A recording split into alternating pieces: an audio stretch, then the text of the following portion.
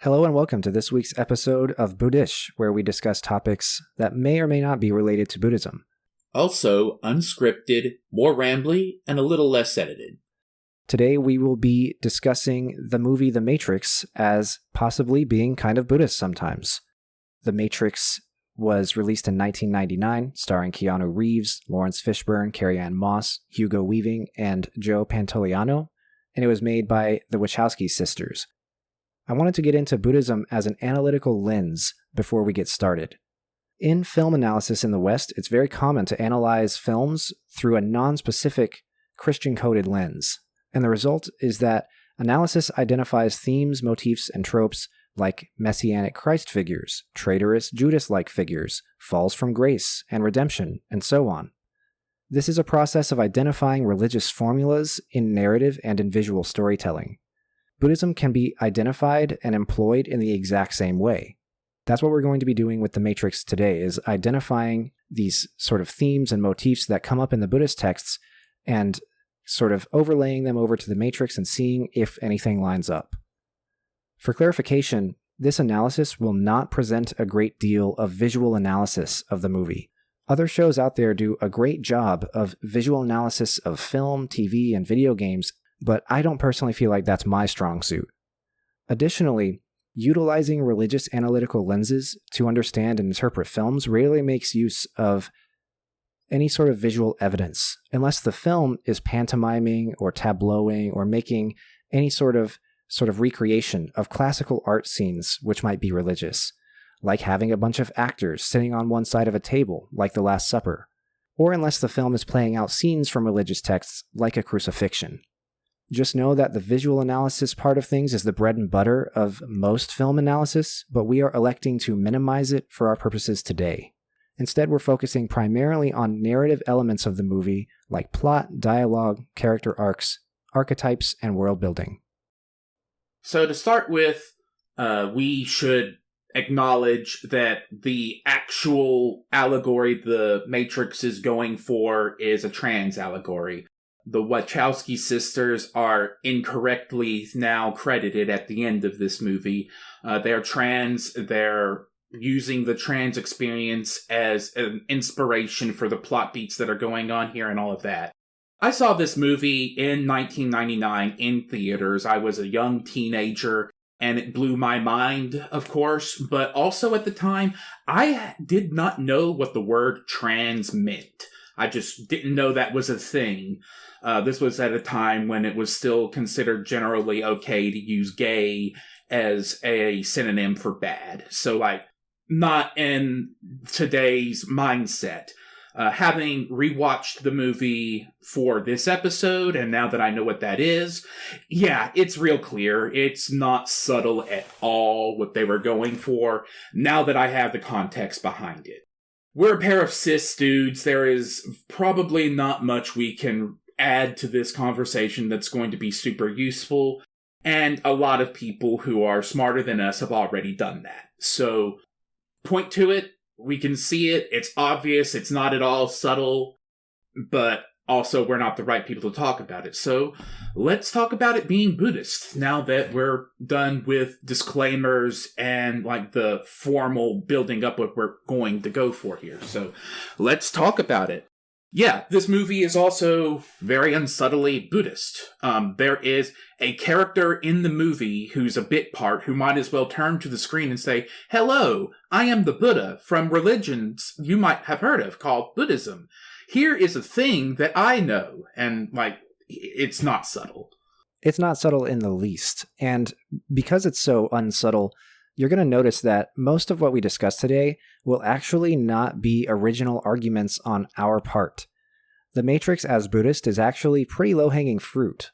A lot of people have made these connections before, and so we're just going to try and present some of those connections, present our personal interpretations of them, and also maybe stretch some of these interpretations a little bit and see what comes out. So I think I also agree that it is extremely, extremely Buddhist, and I think that the Wachowskis are even confirmed as having a lot of Eastern and Western philosophical inspirations for the plot and for the writing and the dialogue, and so I think that that's definitely an important theme and an important undercurrent in the movie. So let's get into it. You can also see more of that in Cloud Atlas, a movie they produced much later. That movie has some unfortunate aspects. There is one very prominent yellowface performance in it, so they're trying to make a point with it, and it's a good point, and it's a Buddhist point. They still should have probably hired a Korean actor for that particular part. Otherwise, I would also recommend that movie. I didn't know that they also did that one. I knew, of course, they didn't write it, but I didn't know they also produced it. That's an interesting connection. I can kind of see it now that you mention it. I'm not sure that produced is the correct term for it. I don't understand movie production at all. That's why we're not going to be talking about the film qualities of this, because I don't know what I'm talking about in that aspect. But they were heavily involved in Cloud Atlas, yeah. Fascinating. Well, if you can get past the white actor who should have been a Korean actor, then I think it's worth watching too. I enjoyed it myself, and I can definitely see Buddhist themes in that one too.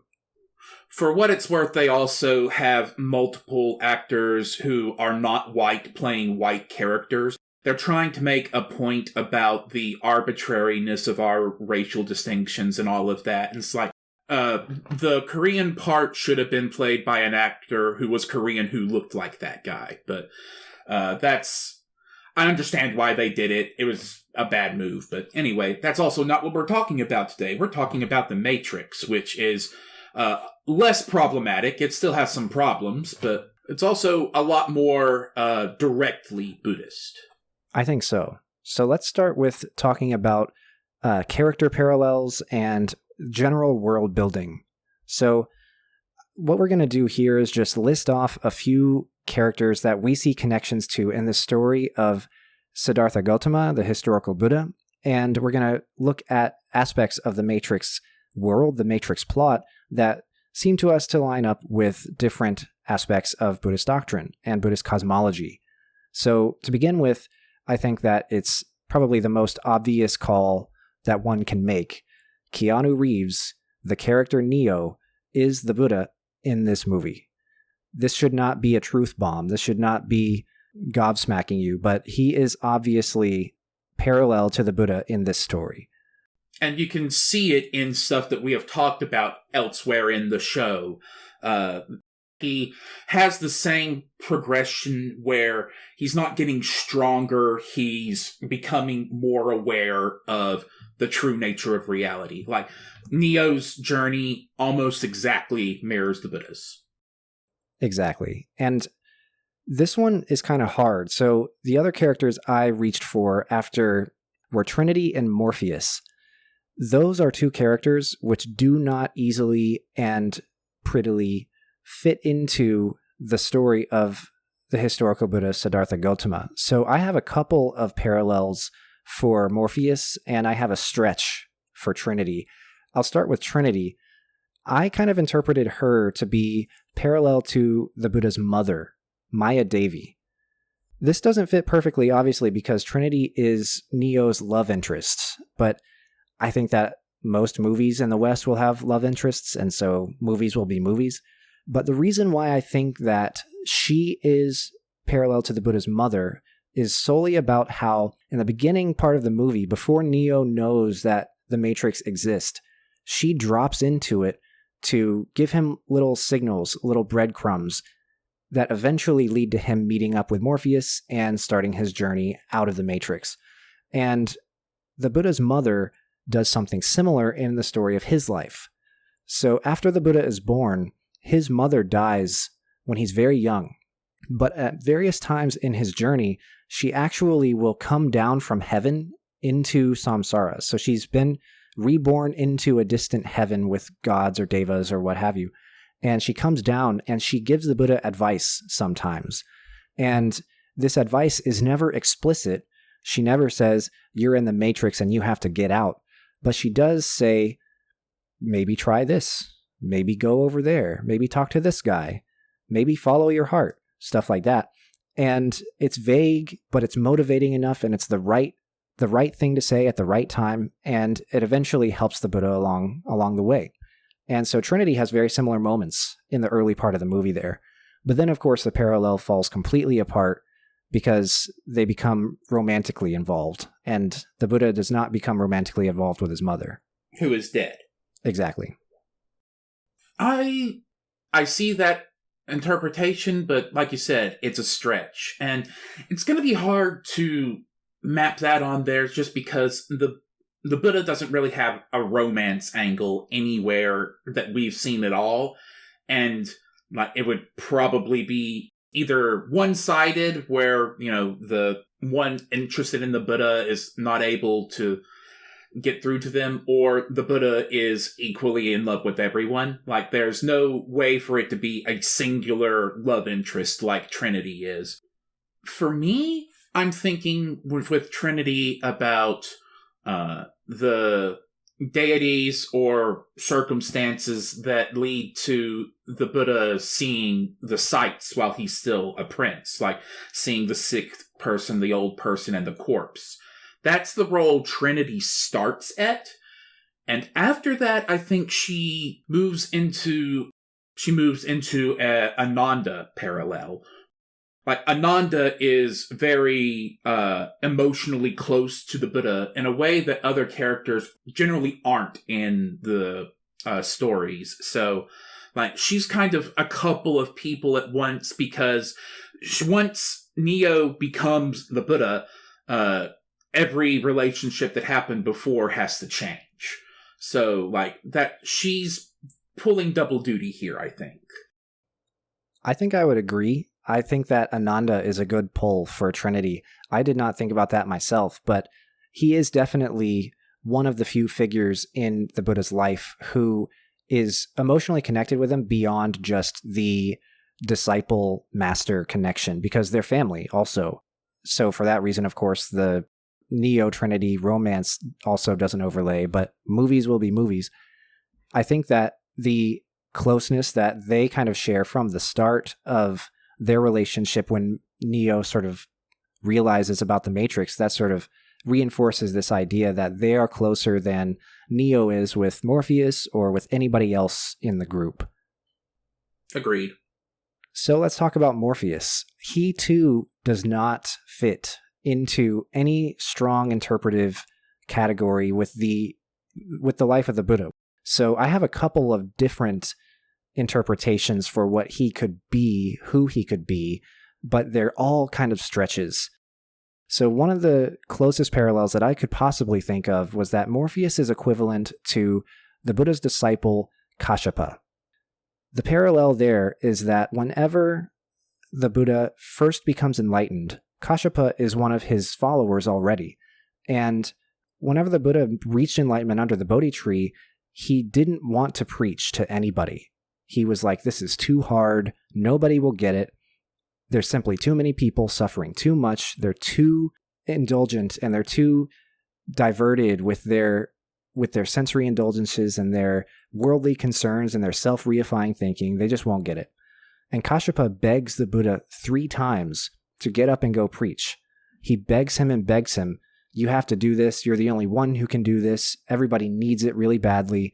This is going to change the world. You need to go and preach and teach what you've learned from this enlightenment experience. And then Kashyapa is regarded by some sects as being the second most enlightened person in the whole group. So the Buddha is the most enlightened because he's the Buddha. And then of all the disciples, it's often thought that Kashyapa, especially by like Zen and Chan sects, he is the successor, so to speak, the symbolic successor, you could say, to the Buddha. And he even tries to be that after the Buddha dies, as we see in some of the texts that we've talked about before. So first, I think that Morpheus does a lot of this requesting Neo to be the one and to do the thing. And I also think that Morpheus is the most proficient in all of the bending the rules of the Matrix and all of the traveling in and out, and the most knowledgeable about sort of the context and the situation that humanity finds itself in the Matrix. And so I think that he's pretty close to this Kashyapa character. That's a good parallel, and I absolutely see it, yeah. I have some others where I think of him as the Buddha's father, because the Buddha's father thinks that he wants the Buddha to be a great king. He has this very strong idea about what he wants the Buddha to be, but the Buddha eventually does his own thing. He becomes a great teacher instead of being a great king. And the reason I pulled that parallel was just because Morpheus is so emotionally invested in Neo being the one. And Neo is not invested in that at all. He doesn't think he's the one. The Oracle tells him he's not the one. He doesn't want to be the one. Exactly. He doesn't want to be it. And so that's kind of where I got that pull. There's no really truly parallel character, though, because Kashyapa, or the Buddha's father, they're not holding the Buddha's hand from the beginning like Morpheus is holding Neo's hand from the beginning with regards to this coming out process, whether it's coming out of samsara, coming out of cisgender, or coming out of the Matrix. So that one's kind of a stretch as well. I think Kashyapa fits better because, the Buddha's father almost tries to divert him away. Not even almost, he does try to divert him away from being the spiritual teacher he ends up. And Morpheus wants the spiritual aspect. He wants the savior figure. So I get it. The parallel there is that they're kind of filming the same role of trying to mold what the Buddha / Neo is at the end of it. But their goals are very different, and their relationship to the Buddha is very different. The character I would suggest for Morpheus would be Brahma. Really? Yeah, Brahma. He is a figure from an older time, a previous tradition, and as he does a similar thing that Kashyapa does, if I recall correctly, you've talked about him being part of convincing the Buddha to preach. That's right. He is part of that. Yeah. So I think that also lines up, and it also lines up with how subservient Morpheus is trying to be to Neo. Now, this is a charged thing because the Buddhist writers who were doing this were trying to do this as part of portraying themselves as superior to other traditions, but that also fits how Brahma seems to be acting when I see him being written in a Buddhist sense. He is there trying to prop the Buddha up. He is great, but he knows that the Buddha is going to be greater. That's a good pull, too. I think that works very well for a lot of the same reasons that Kashyapa works. And also, like we've been saying, I mean, Morpheus is, out of everybody else but Neo, he's the most proficient in all of this stuff, and he has the strong goal of propping up Neo. So that definitely works. The next character I wanted to look at is Agent Smith. He's the antagonist of the whole thing. And I think that it's fairly obvious to say that Agent Smith parallels very well with Mara, the god of desire and the god of death. And the other agents are going to be his armies. So, yeah, no question there. They have the same kind of inevitability part of it. They have that same aspect of being woven into the problem of the world. Mara is a representation of extreme desire, which is one of the biggest things people have to get over in the Buddhist system. Mara is literally enforcing the rules, as well as trying to get away from things himself. He has the same kind of motivations of keeping everyone else locked in. He wants to remove the path out of the Matrix, because that means that he doesn't have to be there anymore. That's exactly right. He's interested in maintaining the cycle of rebirth and death. That's why Mara is also the god of death. And he's interested in just redirecting or sort of obscuring or obfuscating the way that the average person could just get out of it, that they could stop being part of that system. And Agent Smith and his armies, they're very much like this. It's also interesting, too, because in the Buddhist texts, whenever the Buddha is eventually about to reach enlightenment and Mara shows up and tries to prevent him, it's not just a matter of dialogue. The Buddha is sitting there meditating and Mara is saying, you don't have to do this, it's too hard, it won't matter if you do, blah, blah, blah. But when that doesn't work, he actually sends literal armies towards the Buddha. So you might be thinking, this isn't a Buddhist story because Agent Smith and his whole crowd of agents, they all shoot at Neo and they all try to punch him and fight him and kick him and basically kill him. But this actually sort of happens in the Buddhist story too. The armies that are sent after him while he's sitting under the Bodhi tree, they include very beautiful women, but they also include like very militant and very scary, very rageful soldiers who actually try to like physically attack and assail the Buddha. But because his enlightenment is about to happen and his mindfulness is so strong, he's completely unperturbed by all this. And so none of the violence actually lands, but there definitely is violence in the story. So I think that that's a very strong and very obvious parallel. Right. And it also makes it a parallel that the agents, and especially Agent Smith, utilize desire for sensory pleasure to get their way as well, to make that link into Mara.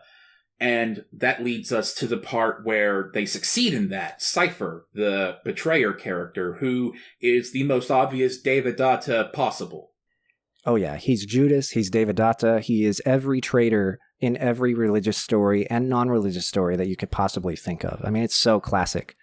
And I think that that parallel is really strong, particularly with Devadatta, because Cypher also commits several of the grave sins that Devadatta commits.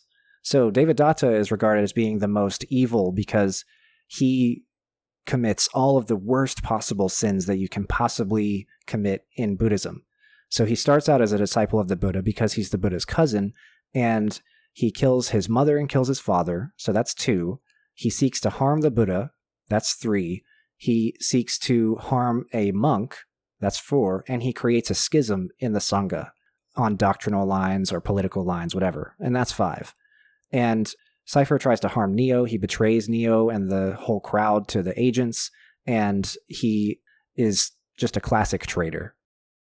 And the way he gets led into that is a very Buddhist point as well.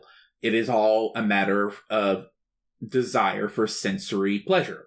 That is where Cypher falls. And like, it's an understandable desire. The characters outside of the Matrix have a miserable fucking life. I understand why Cypher does the thing he does. It's a movie, so he has to do it in the most stupid and melodramatic way possible.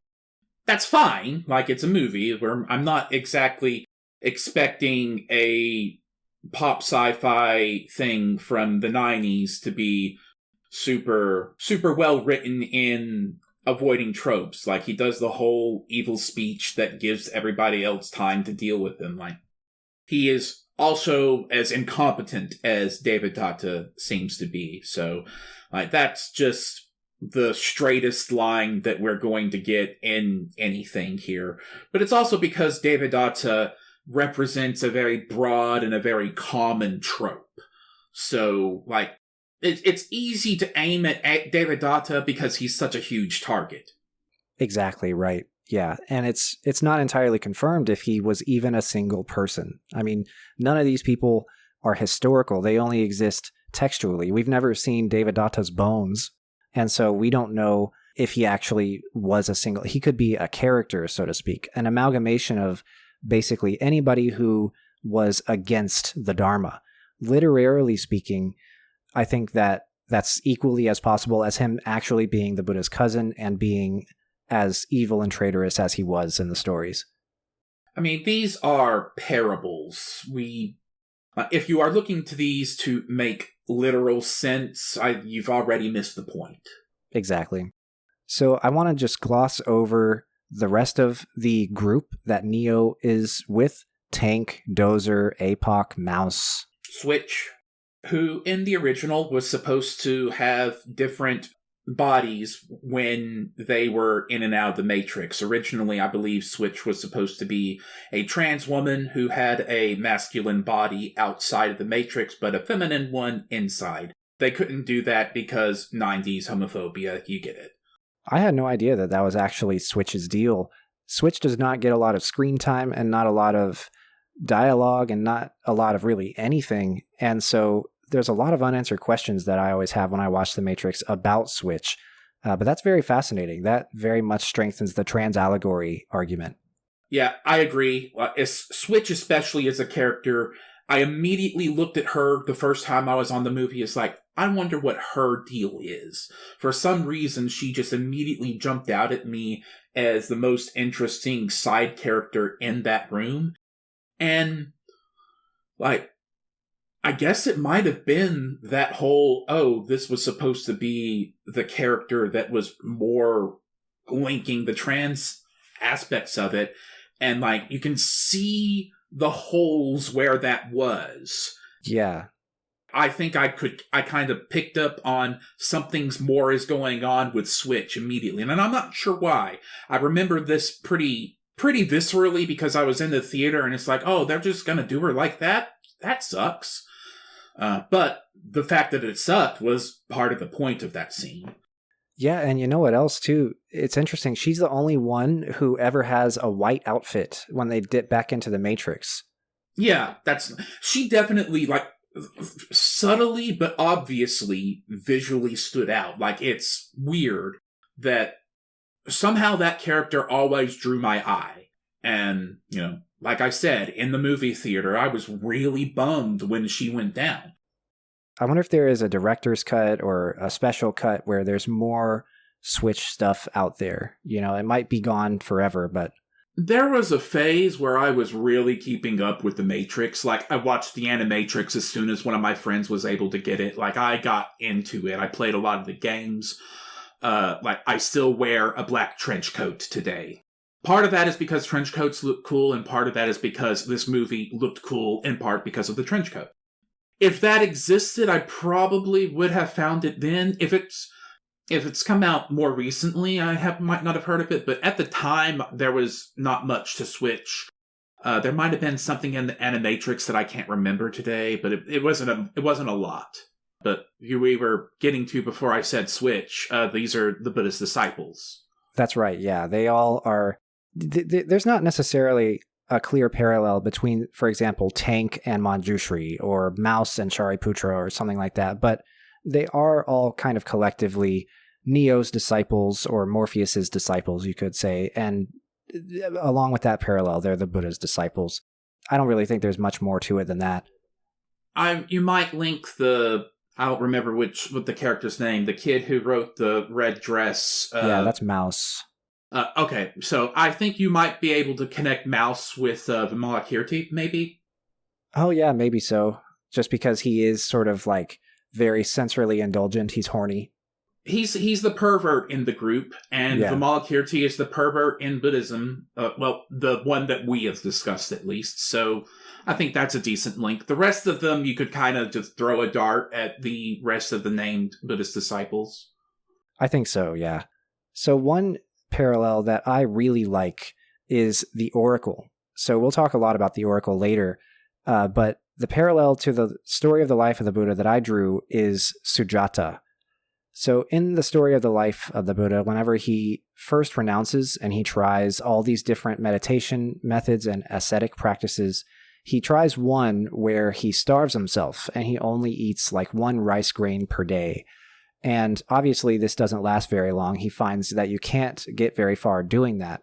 And he has an encounter with a lady named Sujata who feeds him rice gruel.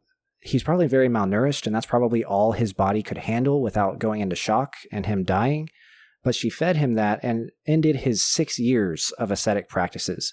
And they have a short dialogue, and this eventually leads the Buddha to understand and to begin to practice the middle way, which is absolutely critical in Buddhist philosophy, Buddhist religious practice. And the strongest dialogue I found there is that the Oracle does indeed feed Neo in the movie, and the Oracle also says the exact right thing at the exact right time to make Neo go and sort of fulfill his role. She doesn't say in an explicit and obvious way, you are the one and you have these responsibilities and so on, because she knows that he doesn't want that and he doesn't really believe in all that stuff. She says, you're not the one, and that's what causes him to do it. Sujata says to the Buddha, she doesn't say the middle way is the only way that works.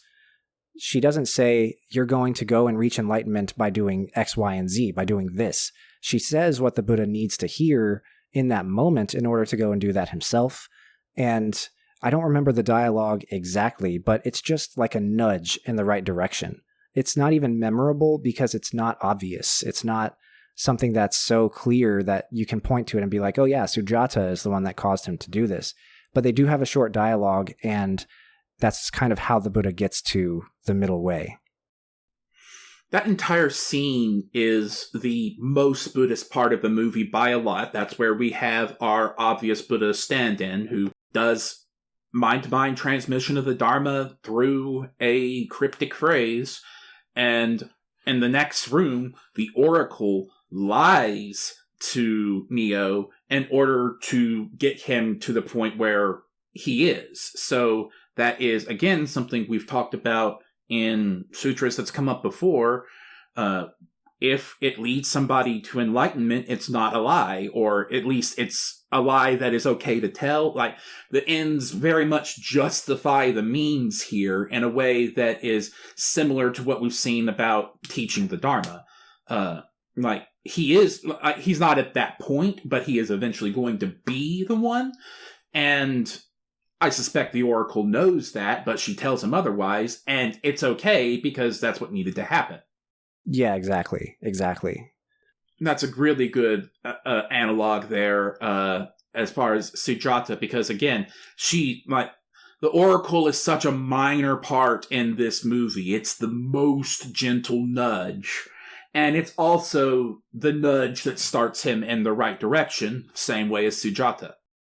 Yeah.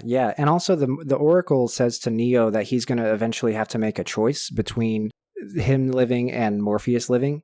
And Sujata doesn't say you're going to have to make a choice between someone living and someone dying, but she does kind of imply to him, you're going to have to choose if you're going to practice this way for the rest of your life, because then you'll just kind of waste away, or you're going to have to choose between sensory indulgence, or you're going to have to choose what to do because this isn't working. You know what I mean? And so yeah.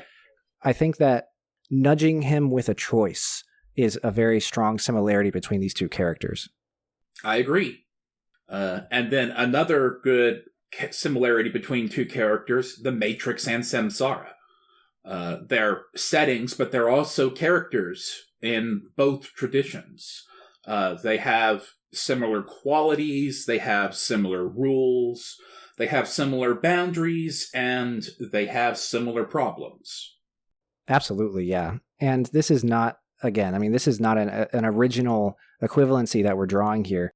The idea of samsara as being an AI simulation, or being similar to an AI simulation that's being beamed into all of our brains, it's been drawn very many times before. But the similarities are very clear. The Matrix and samsara are both illusions, or you could say even shadows on the cave wall. Like I said, movies being projected into our brains. And it's very obvious that this is sort of like an allegory or a metaphorical representation of what samsara is like. And again, too, in the movie itself, the fact that people are serving as batteries for the perpetuation of the existence of the Matrix is very, very samsaric. It sort of takes the idea of delusion and desire being like fuel for samsara, and the continued replication and maintenance and perpetuation of samsara. I think that part is very clearly samsaric as well. There's also the part where folks who ascend past a certain level can't really go back to seeing it the same way. That's the reason Cypher is losing his mind. There's also the fact that people who haven't been liberated past a certain point can become a foe for one. This is part of why, at least early Buddhism encouraged renunciation, to get away from those aspects of the world. It is another really clear straight line comparison. Now, today the idea of reality being a simulation is a well-trodden spot. Like, there's all sorts of media about that. When The Matrix came out, that was still a fairly new idea. So that was kind of a mind trip once I started to finally figure out, oh, that's what was going on. Like the way that understanding snaps together an explanation for what weird crap was happening before. That's samsara, that's Buddhism. Like, there you go. It's also, the queer experience as well. So there that is too. Like, it's an easy comparison. It's fascinating too, because, like the reason why reality is a simulation is kind of like a trope now is because of the Matrix, like that's in part. Yeah. That's kind of a huge, huge part of where we get that from and why that's well-trodden ground. And so, yeah, it's a hugely influential part of the movie, a hugely influential philosophical thing. I remember reading that the Wachowskis made the cast read all of the philosophy that they were reading when they were writing this, and they had to be able to explain the Matrix in like correct and obvious terms in order to sort of be up to the standard that the Wachowskis wanted them to be up to. And it makes sense, because if there's any confusion about what's going on, that will come through in the acting. And so I thought that was a good directorial decision. And I thought that was an interesting fact about the movie, is that they all became experts in reality as simulation philosophy. It makes sense because, we've talked about tabletop gaming and have done tabletop gaming together off the show. And a big part of doing that for me is making sure that I understand the context of every character in the room before I start the session. And so these ideas are definitely things that the people involved in this universe would be familiar with. And so making it so that the actors have that context as well makes sense that it would help those actors portray those characters. Absolutely. So the next parallel I wanted to draw is a bit of a stretch, but bear with me on it. I want to parallel the office that Neo works at whenever he's not Neo. The software corporation that he nearly gets fired from at the start of the movie. Exactly. I want to draw an equivalency between that and the palace that the Buddha lives in before he renounces. So, in my view, the problem of samsara, right, is sensory desire. That's what the Buddha says. And in my view, the office, the software company, is sort of representative of like overindulgence when it comes to the Matrix. So it symbolically represents the palace because it's a place that ostensibly codes for the Matrix itself. And if it doesn't, it otherwise perpetuates cycles in the Matrix that keep people blissfully ignorant in it.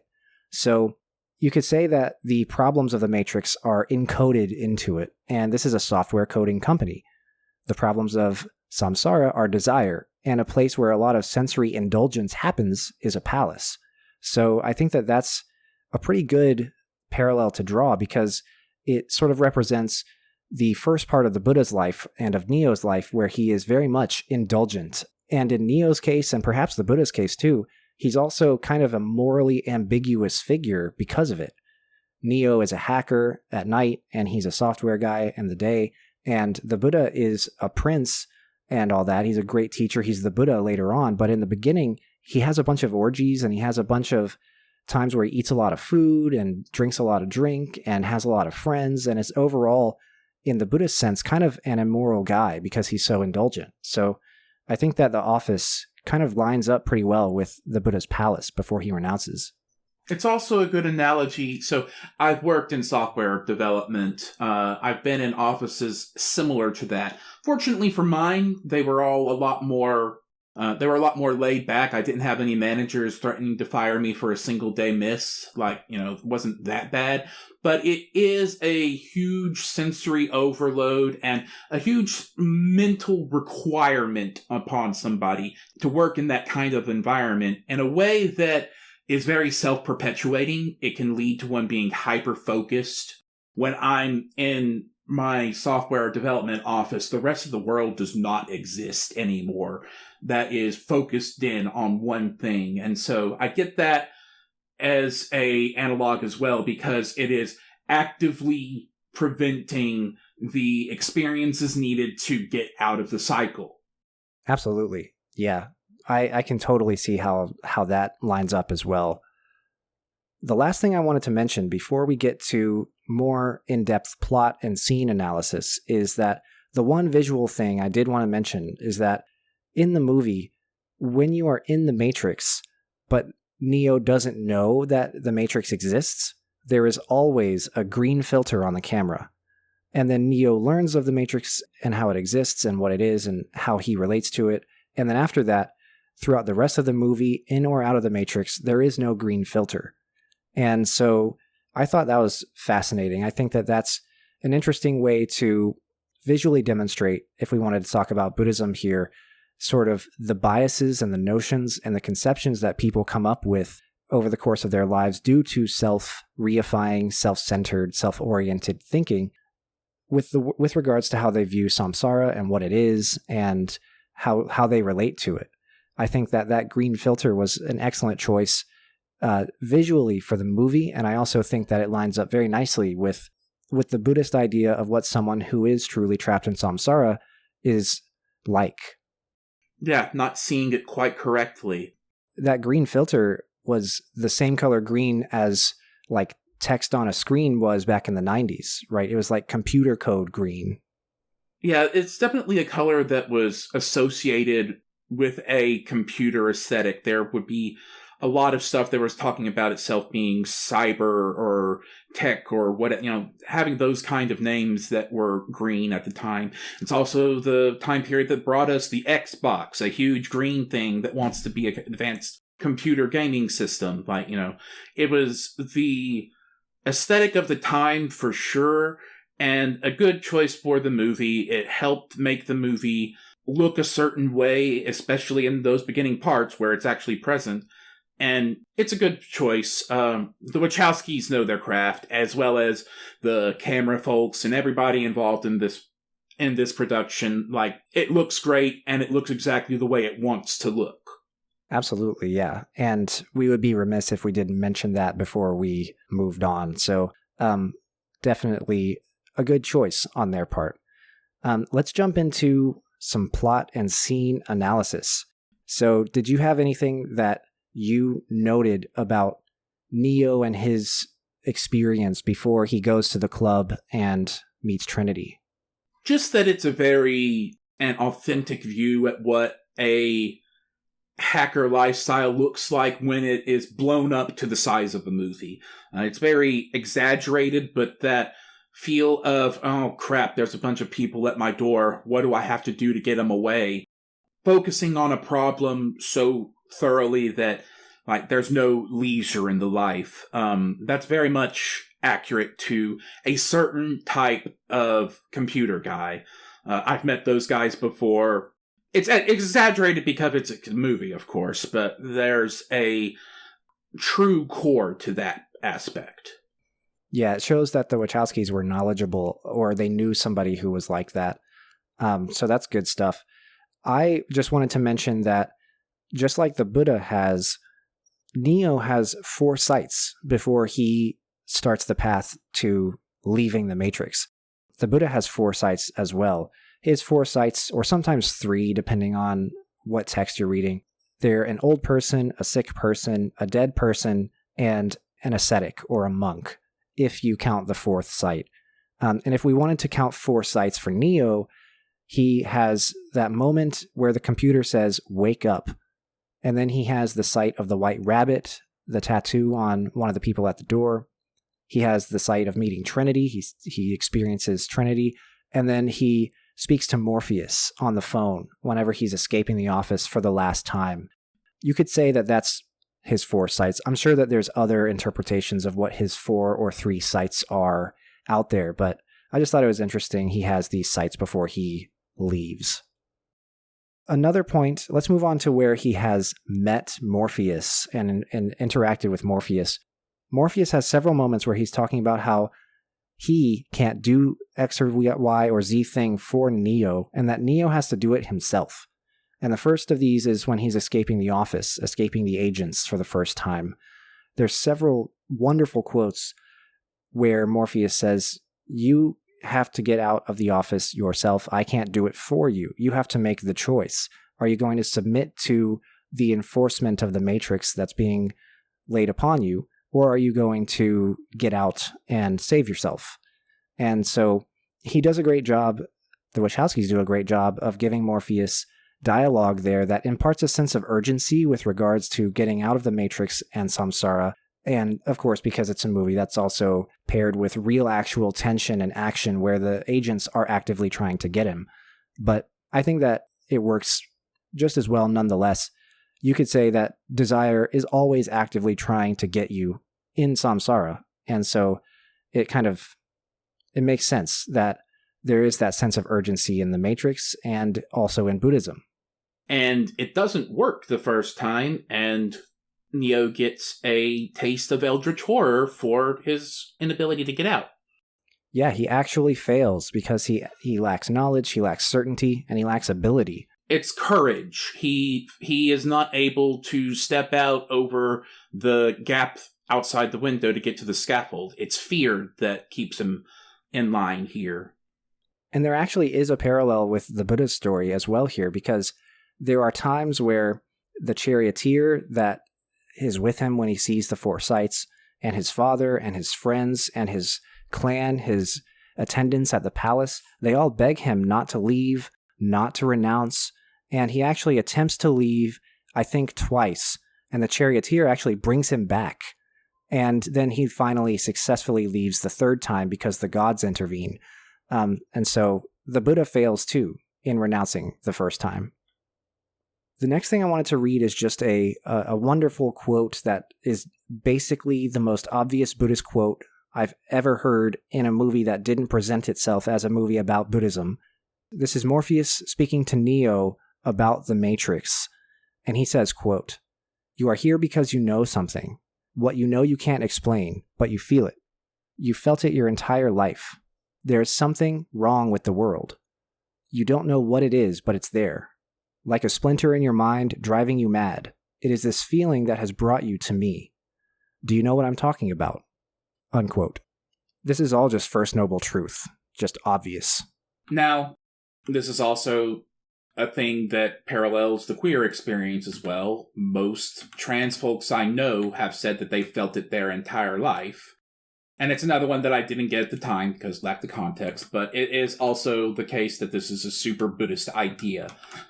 This idea that, like, you can, and this is one that people outside of Buddhism can get to without Buddhism, that it's not quite right. This is not working in a way that I can't quite put words to. That's an authentic Buddhist experience.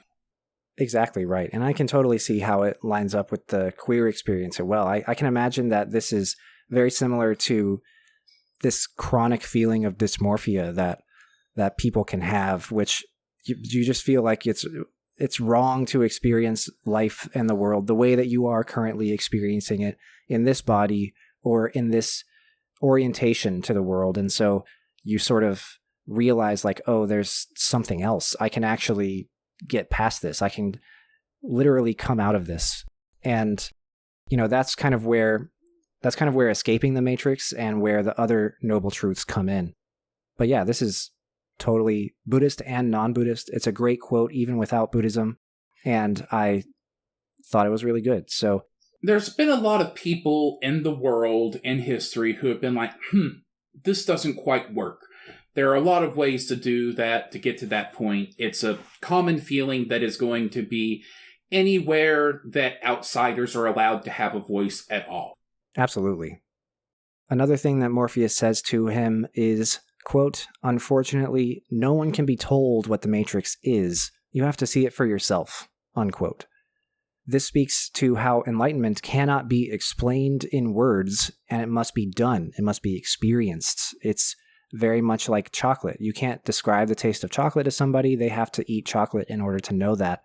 And similarly, you just have to get out of the Matrix and look at it, and then you'll see, then you'll understand. There will be this ineffable aspect to it that you just have to experience.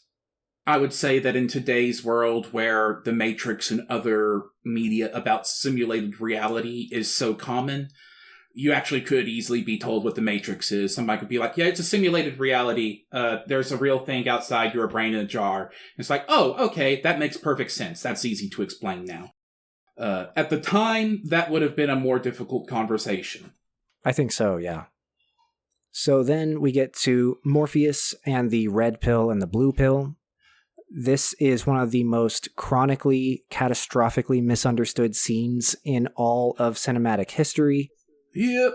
A lot of people think that it is related basically to feminism and anti-feminism, and they misunderstand, and the Wachowskis have to dunk on them on Twitter and on other websites. Basically, people think that the blue pill is feminism and the red pill is anti-feminism. And I don't know how you could watch this and misunderstand it so badly that that's what you think. I can tell you real quick, it's not hard. This is an action movie with a bunch of guns, and so people who are, chuds, who are not going to attempt to actually engage with the mental aspect of this movie, see the guns, and it's like, hey, if I take the red pill, I get the guns. And so now red pill means doing the thing I do. It is a matter of theft of the term. Like, they engineered that. This is something that people on that side of things engineered. Not necessarily as a matter of snubbing the Wachowskis, but I'm sure that that is a side effect they're pleased with. It's fascinating to think about. I'm very into movies. I watch a lot of movies, and I talk about a lot of movies with my fiance and my friends and stuff. And what comes up is this issue of media literacy. And sometimes we have this thing about like misreading or miswatching, or are they watching with such a strong agenda or such a strong influence of their biases that they come to a completely opposite conclusion from what you would expect. And oftentimes it's a mixture of both, right? And I think that that's part of what's going on here with the blue pill and the red pill. Anytime you're talking about depiction or parables, when we're talking about this allegorical stuff, that necessitates a level of abstraction that pretty much means you can read whatever agenda you want onto it. The agenda here is realize that the world is not what you think it is and violently try to escape it. That is the core thing that is going on in this movie. And because it's never explicit about which way things go in the past that leads to this, it's not a matter of there's not a clear moral component to that aspect. So you can map whatever ideology you want onto it. And also, media illiteracy is a big problem. Like, there are people who think that the narrator in Lolita is supposed to be the protagonist and that it's some kind of romantic work. Like, the guy in that book is a creep and a perv, and the book is supposed to be against those people. Starship Troopers is supposed to be skewering fascism. The movie version, rather. It's supposed to be skewering and ridiculing fascism and militant patriotism, but there are a lot of fascists and militant patriots who look at that and go, see, we should do our part. Like, there's no bottom level for how far people can misinterpret something, especially media. I agree there. And so, to bring it all back to the Matrix as Buddhist, I'm thinking of the blue pill, obviously, where you go back into the Matrix as being samsara wins. You don't become enlightened, you don't renounce, you don't leave the Matrix. That's an Enchantica. Yeah, an Enchantica would take the blue pill. And the red pill is how you get out. You seek an end to delusion, you seek a realization of the truth, you seek insight into the nature of reality and existence.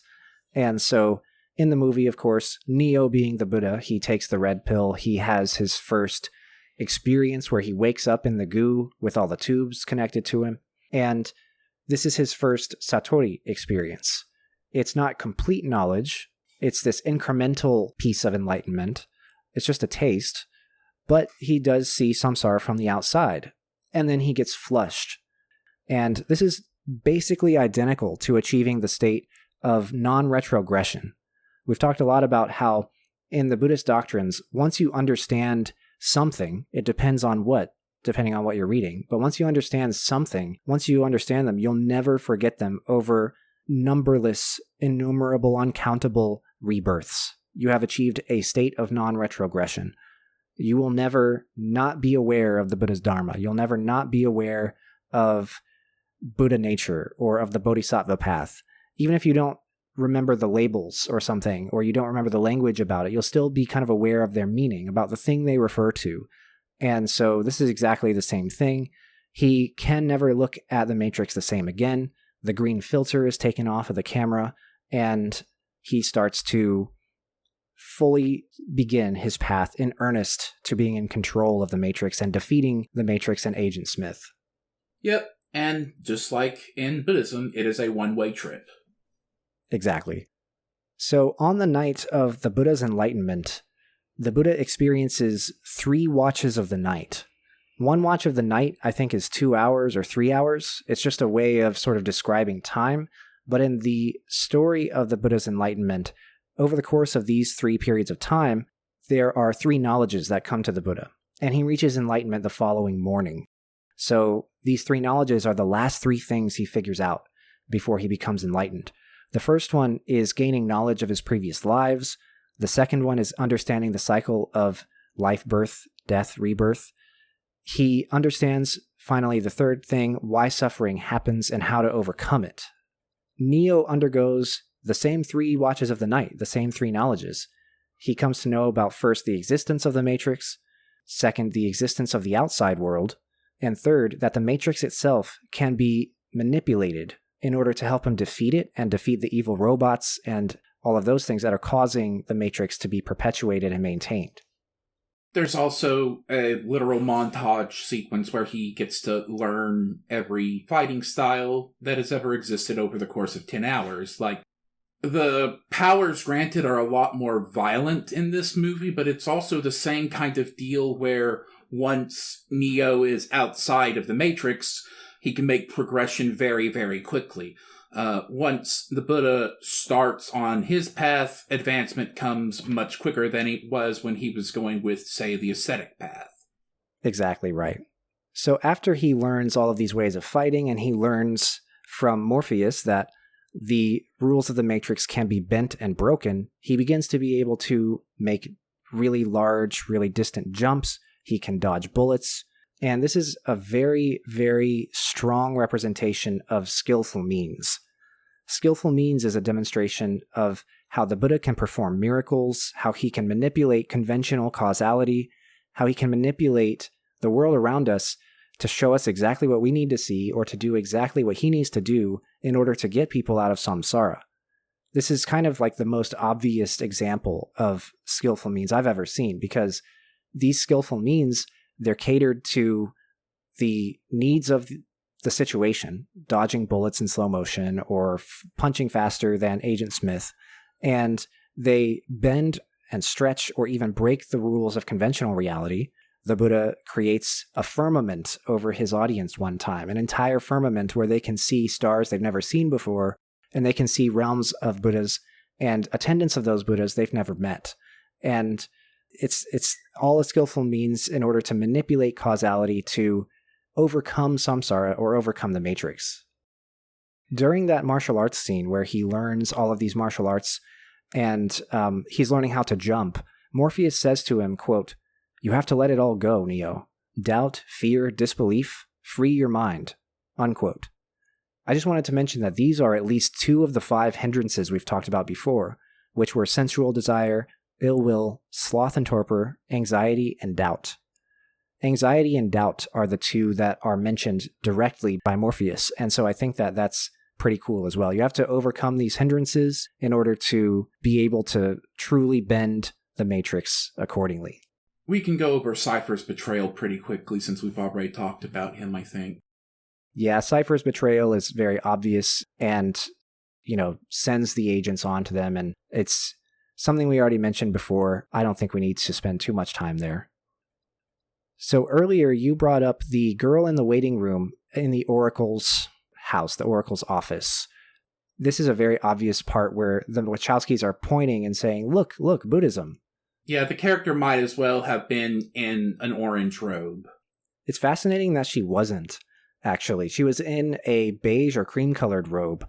And I thought that it was funny because there are plenty of times in other media where they try to sort of softly imply somebody is a Buddhist monk by giving them orange robes. For example, Aang in Avatar: The Last Airbender. They're heavily implying he's like a Tibetan Buddhist monk, if you know what you're looking for, right? They never say, of course, he's Buddhist. But here, they never say that this girl is Buddhist, but she says something very obviously Buddhist, and she's not wearing orange. It's kind of interesting. In every other way, though, she is visually indicating the Buddha. Like, the only part of that character's appearance that is not going immediately to Buddhism is the color of the robe. Everything else about that character looks like a Buddhist monk as a child. Absolutely, yeah. And she says that, I don't remember the direct quote, I didn't write it down, but it will essentially boil down to, you'll see that it is not the spoon that bends, it is your own mind, or it is you that bends. And it's very obviously like mind-only or consciousness-only doctrine from Yogacara, right? The idea that it's not solipsism, but it is this idea that everything that kind of happens as we experience it in the world is not going from outside in, as we conventionally think. It's actually going from inside out. And so for that reason, it's have these experiences where it's you bending the spoon, not the spoon bending in front of you. Yeah, and now that I've actually gone through some Buddhist doctrine or some Buddhist materials on this show, yeah, it fits perfectly. Absolutely. And so after that, he meets the Oracle. We've talked about the Oracle as being Sujata. It's a very clear parallel, I think. She lies to him or otherwise tells him, you're not the one, and you'll have to make a decision. It'll be between you living and Morpheus living. We don't need to go back over that too much. It's exactly what Neo needs to hear to become the one, and it's exactly what the Buddha needs to hear from Sujata to become the Buddha. So next I wanted to jump to another Morpheus quote to Neo. He has all of these wonderful Buddhist quotes. At one point, after Neo saves him from the agents in the big helicopter scene, Morpheus says to Neo, quote, "There's a difference between knowing the path and walking the path," unquote. I couldn't say it any better myself. I think of myself as being in that situation. I think of myself as knowing a lot about the path of Buddhism, but I'm not doing Buddhism. I'm not a monk. I'm not pursuing the Dharma in that way. I just know a lot about it. And so there is a strong difference, and that difference matters. I think that Morpheus is trying to motivate Neo here to go out and be the one and do the thing, and Buddhism encourages people to go out and do the thing, become enlightened, save all sentient beings, save themselves at least. And there is absolutely a difference between reading all this stuff and knowing all about it, but then actually having your life be different. This is reflective of this urgency to get out of the matrix or to get out of samsara that is in the movie and also in the Buddhist texts. And a lot of different places in human experience, the idea that, like, knowing a thing is not the same as experiencing a thing, like, that's not necessarily specifically Buddhist. It is very Buddhist, but it's also a whole lot of other things. There's a huge difference between scholarly knowledge and lived experience. And in the case of Buddhism, part of being an advanced Buddhist is a series of actions taken. Exactly. And the last scene that I wanted to talk about in terms of plot was when Neo finally kind of fulfills his role as the one. This is his big enlightenment moment. He begins to see the Matrix in terms of its raw code, and he becomes faster than any agent he faces. He can stop bullets. He can flex the Matrix. He can do all sorts of insane, miraculous stuff. And this is exactly, I think, what enlightenment is like. You begin to be able to see the world around us, samsara, in terms of its entire karmic nature, its entire karmic past, present, and future, its entire impermanence and emptiness, its entire non-selfness. It's source code. It's source code. And you then begin to be able to manipulate that in order to save sentient beings, to save people. And so this is the part in the movie where Neo fully unleashes his skillful means. I think it's also a source of the thought among a certain class of nerd that computer skills translate to actual sorcery. There's a lot of a certain brand of software developer that I have met, a brand of tech person who believes that because they're an expert in their field, they are qualified to speak in other fields. They suck. I hate those people. I wish they would shut up.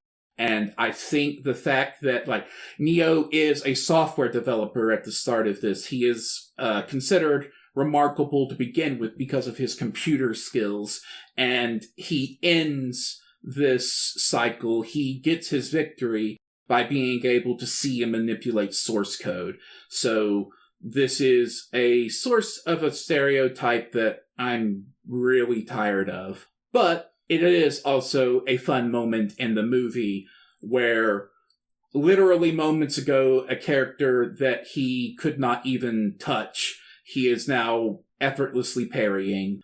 The level of sudden power maps to Buddhist enlightenment very well. I agree completely. And so that concludes our plot analysis, unless you had anything else that you wanted to bring up. So the only thing I'll mention is a line that's became a lot more interesting with Buddhist context. In the fight scene between Neo and Agent Smith in the subway, they start off with a pistol ballet, and at the end of it, they are on the ground, each pointing their pistol at each other's head. Agent Smith says, "You're empty." Neo says, "You are too." In the movie, it's just like, oh, you're out of ammo. In the Buddhist context, it's emptiness. It's a line, quick, not even sure the Wachowskis intended it this way reference, but it's like, oh, I see what you did there. Possibly unintentionally. I think that's very fascinating because it also represents the sort of optimistic and pessimistic view of emptiness. Because the pessimistic view is like a fatalist or a nihilist view. We just recorded an episode about that. But then Neo's view is sort of like the more glass half full sort of thing. Like, yes, I'm empty, but so too is all desire, so too is all negative experience, so too is all English language connotated suffering, right? And so that's a very strong line. I like that. It's a way to dodge that accusation of fatalism, to be like, no, this is a universal thing and it's fine. It's okay. It's maybe even good. That's how one can get out of actual nihilism, is by finding the optimism in that part. Nihilism talking about how things don't matter. Well, okay, if nothing matters, then I'm going to say this thing here matters. Does it, the fact that I'm saying that matters, is that actually true? No. Does it matter that that's actually true? Also no, nothing matters. So you can use nihilism in that way to kind of short circuit itself. And it's the same way with emptiness. The realization of it being universal and therefore, at the very least, not bad and in some cases a good thing. Again, I'm not sure the Wachowskis necessarily intended that, or the screenwriters and all of that. That's not necessarily the intention, but I saw it in the moment. It's like, okay, nice line. Yeah, it kind of reminds me of Samuel L. Jackson in Pulp Fiction. He has that long Bible verse that he quotes. Yep. And he's like, at the end of the movie, he's talking and he's like, I just thought that was some badass shit to say before I shot somebody. Yep. He didn't actually know what it meant. Is there anything else that you wanted to mention about The Matrix? We said that we weren't going to talk about the film aspects of it as much, and I don't want to focus on it because I'm not an expert, but I will say the CG has aged, but not as much as I expected it to have. Watch it for the first time in 2 decades at this point, and it doesn't look as old as I thought it would. Yeah, it's aged very well. I won't say very well. I think the wire fu effects had some problems. Like, when they were making impossible jumps, that often looked bad to me. But elsewhere, I think it has done pretty well. I wish they had, now that I'm seeing it again, I wish they had leaned more into parkour for their combat. They have occasional moments where people are running on walls and all of that, but they could have done a lot more with that, I think. I would really like to see an action movie made by a bunch of free runners, for example. Editor Docs here. Between recording this episode and editing it, I have done some searches trying to find this kind of movie. They do exist. I haven't found one that I really liked yet, so still on the lookout for a movie with good fights involving parkour maneuvers. But it overall holds up okay. The CGI robots are pretty passable. Like, I'm looking especially at other stuff from the era.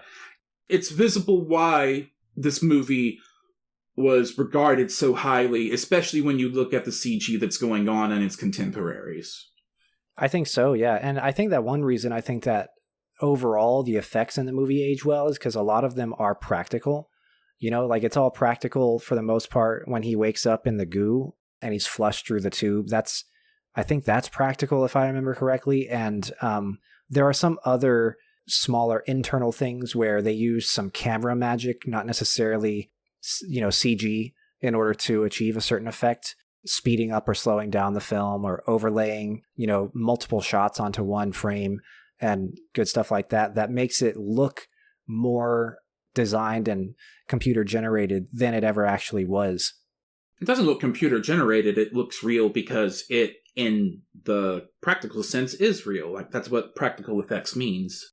It just completely slipped my mind that this was at a time when practical effects were more expected. The CGI was a newer concept, and at the time, most CGI was not this good. It's a matter of the filmmakers being very good at their craft, and you can see that regardless of the technology available to them. I agree, and I think that nowadays we're going back to a place where a lot of people want as many practical effects as possible. Not only just because it looks real because it is real, but also there's been some cases, especially in the last 5 years, where the CG on giant budget movies, which, you would expect to have good CG, it just looks terrible. Mm-hmm. And it has to do with overworking and underpaying the CGI artists. Yeah, the whole industry on that side of things is fucked. CGI developers and movies have a really hard lot. It sucks. And it's all over the place, and we're verging into a different podcast subject at this point, but you can see that sense of everything falling apart due to losing the expertise. People burn out. They can't do it anymore. The quality will go down because the people who are gaining the skills fall out of the industry. And it's like that with just about every industry. We've talked offline about how embarrassed I would be to release some of the AI stuff coming out right now as a software developer. I don't understand how those people aren't so ashamed they burst into flames. It's happening all over every industry right now. And I don't know how it was back then. Hopefully it was better. I suspect it wasn't, but it's still a matter of, at the time it was a new thing, and you can also tell that everyone involved in this movie was excited to be making it, and that extends to the CGI people. They were working hard, and they did a job that, it's 20 years later, of course things are going to look different now, but I've seen a lot worse from 1999. I absolutely have too. That's what I had. Yeah, I think that is a good place to wrap up the episode. So we hope you have enjoyed our discussion of the Matrix as being Buddhist. If you do have any other interpretations or points of analysis that we didn't cover, feel free to send them to us. We love reading that stuff. We love seeing what people think about the episodes we make and all that good stuff. So definitely reach out if you have something that you wanted to mention. Yeah, if you listened this whole time, thanks for listening to a pair of nerds talk about the Matrix. I'm sure that's something that nobody's ever had to do before, right? Exactly. All right, but so this was a fun talk, and this is also a reasonable parallel that and interacts with the show.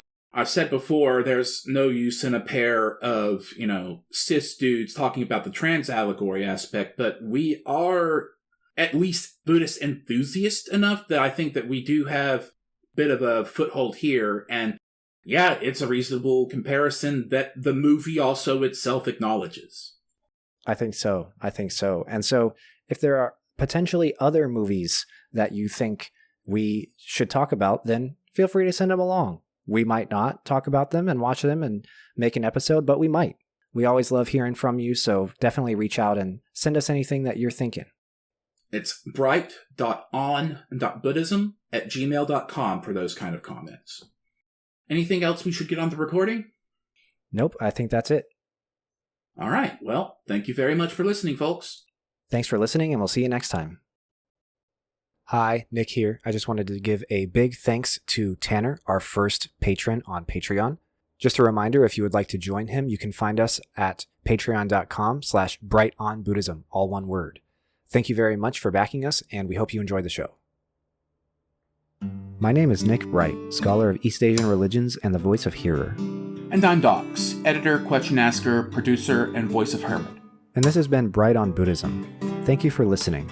If you like our podcast, or if you have a question you'd like for us to discuss, we'd love to hear from you. Please consider leaving a comment, a review, or subscribing, or joining us on social media. Email us at bright.on.buddhism@gmail.com, or find us on Patreon at patreon.com/brightonbuddhism. As always, citations and resources for this episode can be found in the show notes. Thank you.